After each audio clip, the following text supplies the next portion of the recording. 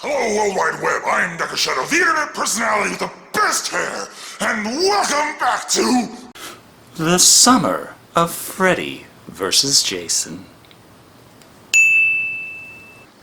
And we're back to the Nightmare on Elm Street franchise with the Nightmare on Elm Street 5, The Dream Child. Released in 1989, just under a year since The Dream Master, Dream Child was clearly a rushed production. It said that the movie poster art was finished before the script was even finalized, and all in all the whole thing was filmed in 1 month and edited in 1 more. However, if you recall, Freddy's Revenge also came out less than a year after the original, and it looked professional enough, so maybe there's just some really efficient guys working over there at New Line Cinema. And maybe if this internet critic thing doesn't work out, I could apply for a job. It does fit well in the mythos, as the movie continues the story of Alice, the protagonist of the last film, and her boyfriend Dan. It seems that in the time since they destroyed Krueger, the 4th time, first by disbelief, 2nd by love, 3rd by holy shit, and 4th by destroying him from within, he yet again found another loophole in the afterlife that he could exploit to reclaim his power and torment the children yet again. Fucking hell, Krueger really must have had a cousin who was a lawyer. Anyway, let's take a look at A Nightmare on Elm Street 5, The Dream Child, and see just how ridiculous things can get thanks to the Hollywood sequel machine. Our story opens up in the way many children's lives begin. Fucking! Unsurprisingly, this is followed by Alice taking a shower, still played by Lisa Wilcox. You'd think a shower would be an improbable place to land in a nightmare. You'd be wrong. I think that something like, blood or eyeballs would be a lot more horrifying. Now, sewage is gross and all, but when you think about it, the soap's right there. It does get a lot worse, though, showing that we are either in a nightmare or Alice has really put off calling the plumber too fucking long. Personally, my childhood fear of the bathroom was of snakes coming out of the piping, but that's just me. Alice seems more concerned with drowning, though, but don't worry.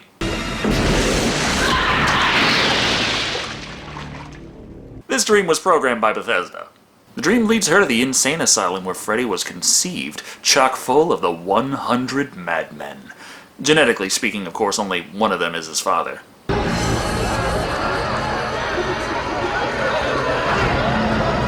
But you know what? I think we can skip the whole paternity test thing. There's still the question of exactly what happened to trap Amanda Krueger with the madmen. Close enough. It's 100. Let's go.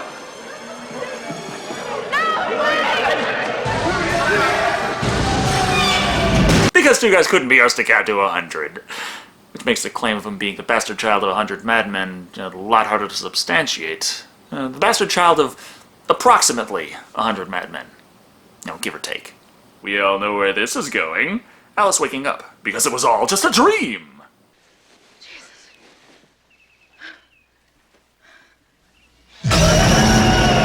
Within another, and then another.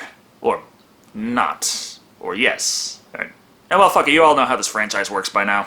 She eventually gets up and things seem okay, so we move on to the big graduation ceremony, as her and her friends have all finished high school. This introduces all the major players this time around. Greta, played by Erica Anderson, Yvonne, played by Kelly Jo Minter, and Mark, played by Joe Seeley.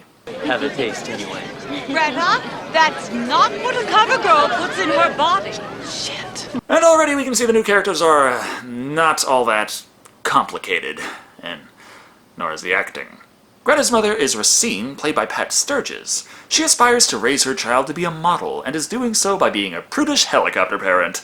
Dan, still played by Dan Hassel, also has a problem with his parents, while he wants to take Alice on a fantastic European vacation. His folks think he should concentrate on pursuing a football career, and shit like love and romance will just get in the way. One interesting bit of character development is that it seems like Alice's father, again played by Nicholas Melee, has worked to improve his life since the last movie. I didn't want to embarrass you. Drunk showed up, that kind of thing. That's in the past. He's moved on from alcohol. That ain't shit compared to doing blow off a stripper's ass. Everyone's getting ready for a happy new life as 17 and 18-year-old adults, though, so everything's good. Except that Alice has to work directly after the graduation ceremony and thus walks through the park to get there. The Park of Nightmares. 3, 4, better lock your door. Jeez, kids, you've been playing the same game of jump rope over and over again since Freddy knocked you off. It's 1989. Get your ass to Sega Genesis and augment your singing with some blast processing. 7, 8, better stay awake. 9, 10, he's back again. Huh, never mind, wrong kids. These ones seem to be Eminem fans. Alice's decision to follow the White Revenant eventually leads her to the dark Gothic insane asylum and a very elusive nun. Of course, things are only just starting to get weird.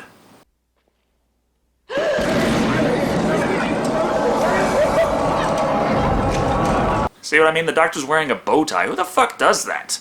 She gets wheeled into a room surrounded by doctors, only to be teleported into the crowd of doctors herself to see that this is actually Amanda Kruger giving birth. Amanda, played by Beatrice Poppel this time. Of course, her kid's the same as before. This is one of God's creatures. Take solace in that. That is no creature of God. I don't know, Wes Craven is pretty badass.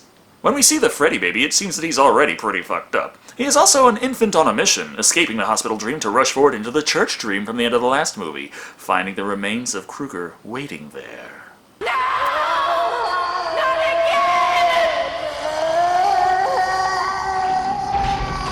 Okay, so consecration is nullified by desecration, and annihilation is cancelled out by rebirth. Right, now, why don't you just have Freddy show up out of the blue and say, "Fuck it, it's a sequel!" Using his dreamed-up baby body to jumpstart his remains, Kruger very quickly manages to skip all that bullshit school and graduation crap, going straight for the kick-ass stage of adulthood and murderous potential. It's a boy! He's also got a really fucking long left arm. I know a lot of stuff got cut out of the movie for time, leading to some serious continuity errors, but where the fuck did that arm come from? Before Kruger can finish his expedition dump about how he came back, though, Mommy shows up and frightens him off. She holds the knowledge of the only way to defeat Freddy.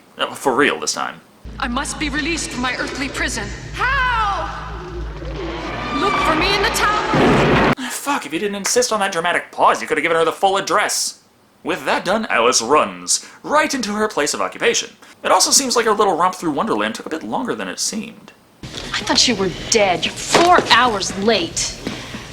4 hours? That's all a matter of perspective. If you think about it, she's actually 20 hours early for tomorrow's shift. So Alice is freaked out, but no one cares. Besides, it's the after-graduation pool party at school. At midnight. With alcohol. What fucking school are they going to, and why the hell did I miss it? You know, I think it's very strange how you draw your comics loaded with blood and guts. Ugh, that freaks you out. Well, Greta, you see, some of us know how to separate fantasy from reality. Also, I know if I do snap and go on a killing spree, the news is gonna have a fucking field day with that clip. Hold on, though. Dan gets an emergency call from Alice. It happened while I was awake. Do you understand what I'm saying? Now, wait a second. Now, how could He must have dreamt himself up. I don't know. Or we could go back to that daydreaming angle established in the last movie and dropped halfway through. Ah, fuck it, who am I kidding? They don't even mention that Alice is a daydreamer throughout the entire fucking running time. The point is, Alice is worried. Therefore, Dan rushes out to his car and springs to action.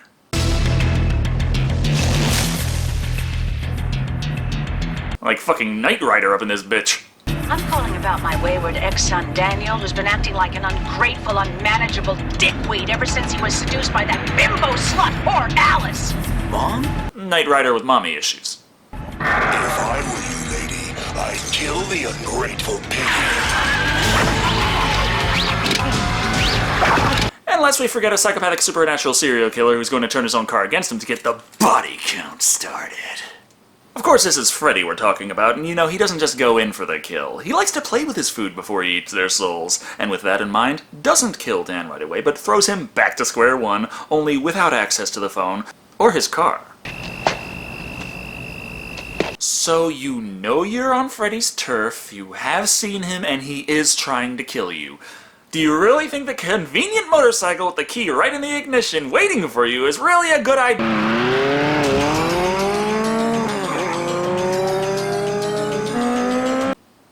Well, it makes for an awesome scene, I'll give you that.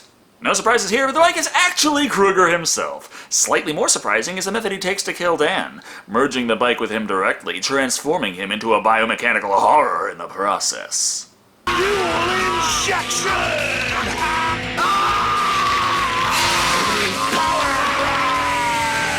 Yeah, unbelievably painful, but on the plus side, Dan looks like a total badass now. especially as his face peels away and he's a wired-up skull riding a motorcycle like a madman, or a groggy Dan still in his truck running into a much bigger truck winding up in a smoking wreckage. Hylas, wanna make babies? Yeah, children, pregnancy, it's been a theme the whole time we're watching this. We know Freddy. In case it isn't obvious enough yet, when Alice awakens in the hospital later and starts screaming about Freddy coming back and that he's the one who killed Dan, the doctor brushes it off as normal insane ramblings that you would expect out of a pregnant woman.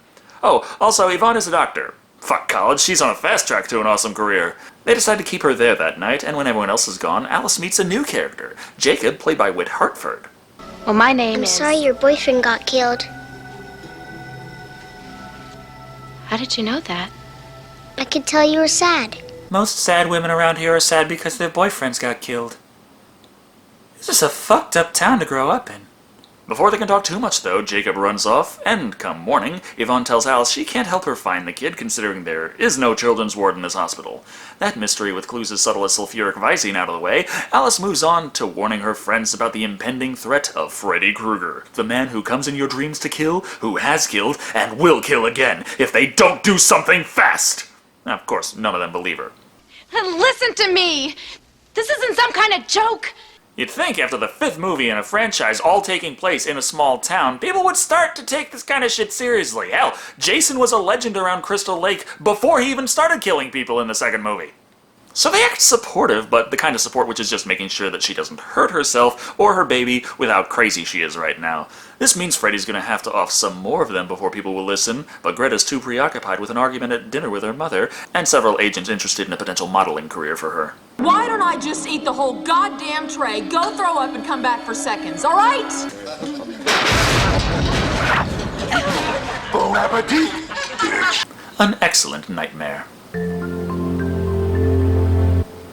This time, Krueger cuts up a homunculus of Greta to stuff Greta's face, which gets insta-stuff, which some say is a result of the scene also being heavily edited for time. By the end of it all, Greta is stuffed to the point where she can't breathe, making for another convenient out when it comes to covering his supernatural murders.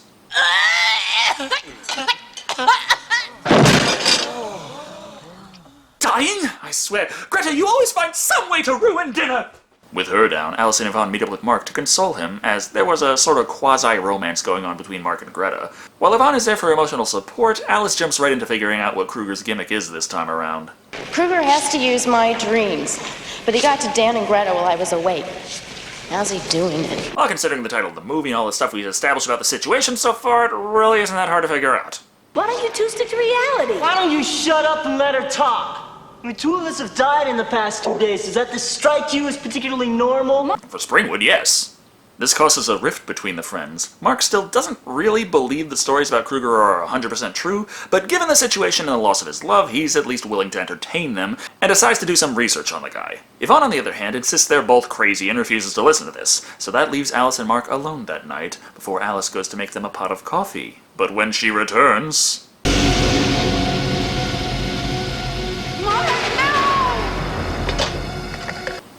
Yeah, fuck it, I'll do it.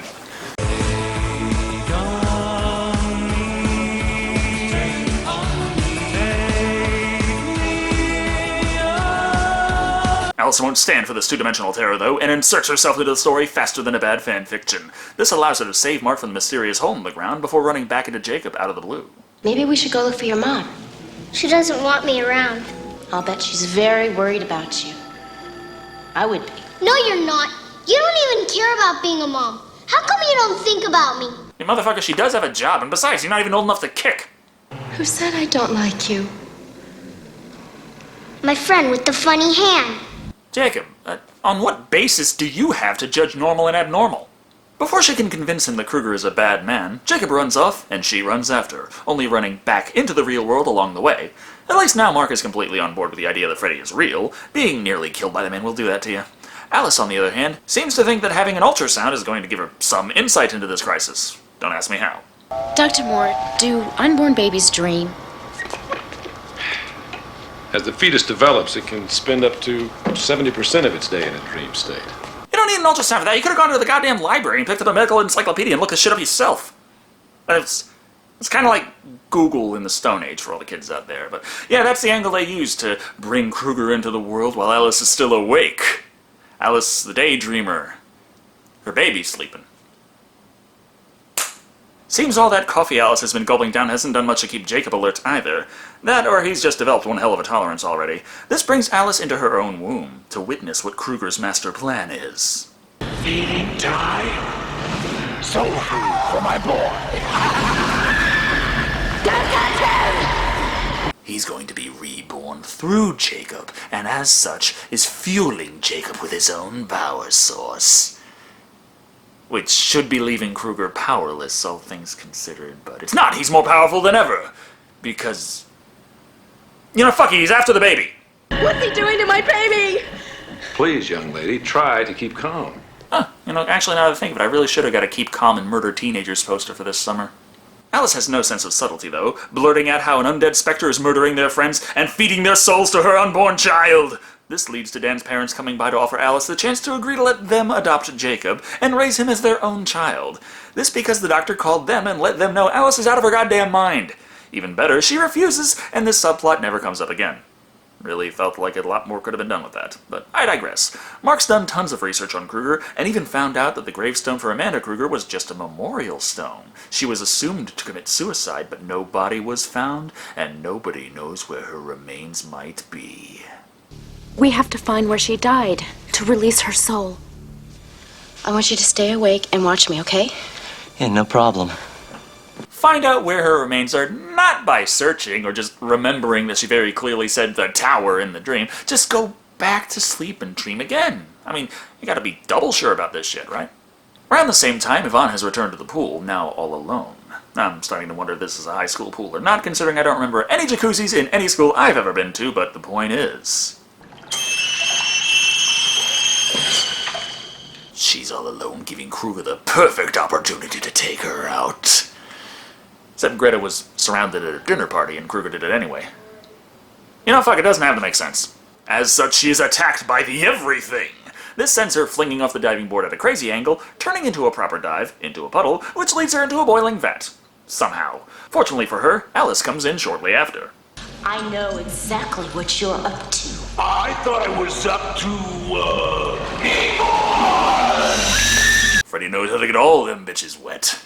Alice knows how to stab him right through the fucking mouth, though, allowing them to slip away, especially when Freddy looks frightened and decides not to pursue. However, that doesn't mean he's not doing anything at this point.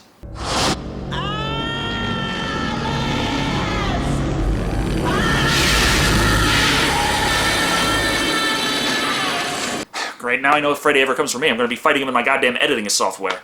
However, being in the world of dreams and comic book themed, Freddy's a bit surprised to find out that Mark might be the first guy in a while to actually have some dream powers to fight back with. Time to die, you scar-faced limp dick! Halt, evildoer! For familiar yet ambiguous comic book hero has come to stop you! Thing is, in a battle of imagination, Freddy always wins. Faster than a bastard maniac! More powerful than a local madman! It's Super Freddy! Told ya! Comic books was bad for ya! And Mark turns into a Paper Mario character in order to die. Which makes his kill considerably less gory than it could have been. Nevertheless, Freddy shreds Mark like a paper shredder. It's really hard to make this sound badass. Point is, Mark is dead, and now that Yvonne was nearly killed as well, she finally believes Alice about the whole terror in the night trying to kill them. So Alice instructs her to head off to the tower and free Amanda's spirit, while she goes into the dream world to face Kruger. After all, Kruger needs Alice alive to take Jacob from her, so he can't hurt the woman. Alice runs interference by bringing Kruger back to the asylum to have him ganged up by all the inmates, but this proves to only be a minor inconvenience. Nice try, Alice. Thanks, babe. It's my new look. Like it? Not bad, but it is reminding me of that weird long left arm in the beginning of the movie. Kruger, what the fuck was the long arm about? Things get weird here. Yes, I mean that. Alice tries to get Jacob to come to her, but they have to run through an M.C. Escher painting to do so, and then Freddy disappears. They figure he's hiding inside Alice, which is the first I've heard of this, but one fission dance later and the monster is half out, half in. However, at this point, Yvonne has found the remains of Amanda Kruger hidden in the tower behind a brick wall.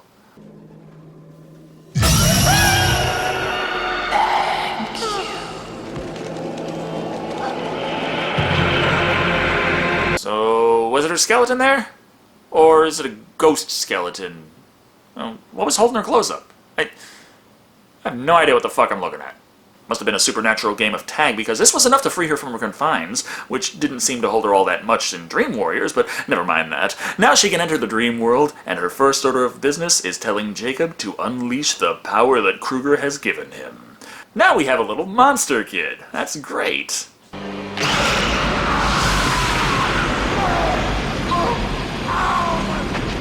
Oh, he uses the power for good. It's just a horribly scarred face, associated with child-killing demon. I might have been a little prejudiced, I guess. This attack on Kruger frees his 3 victims. No, sort of. They become tentacles of the man, pulling him over towards Amanda, who then transforms Kruger into Baby Kruger and fuses with him.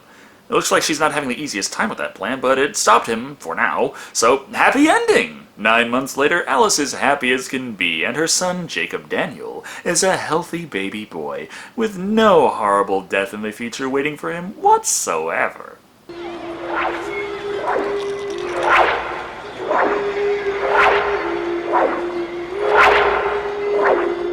Yeah, it's the dark and foreboding spooky shit right at the end. It's like, ooh, yeah, I know, we've seen it. Can we have something else? Want me to get him?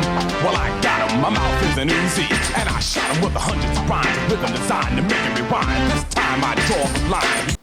Yeah! Oh, okay, that's new. That's new.